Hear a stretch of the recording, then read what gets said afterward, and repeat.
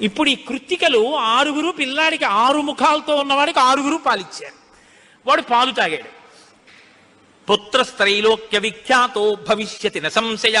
కార్తికేయుడని మేం పిలవడం కాదు, 3 లోకాల్లో పిలుస్తారు ఈ పిల్లాన్ని. సరేనా అన్నారు దేవతలు.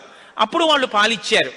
కాబట్టి కార్తికేయుడు అగ్నిలో శివవీర్యం చాలా కాలం నిలవ ఉంచబడి అగ్నిహోత్రుడు గంగలో ప్రవేశపెట్టాడు కాబట్టి పావకి. శరవణములు అంటే రెల్లు దుబ్బుల్లోంచి పుట్టాడు కాబట్టి శరవణ భవ.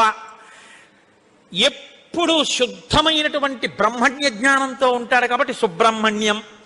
తల్లి కడుపులోంచి స్ఖలనమై పుట్టాడు కాబట్టి స్కందుడు. ఆయన ఉత్పత్తి చేతనే ఇన్ని పేర్లతో వచ్చాడు. ఏమంటే మీరు ఇంత గొప్పగా ఏదో పాపం నోరు కొట్టుకు చెప్పారు, కానీ మాకు అసలు అనుమానం మాత్రం అలా ఉండిపోయింది. మీరు మంగళం చెప్దాం అనుకుంటున్నారేమో.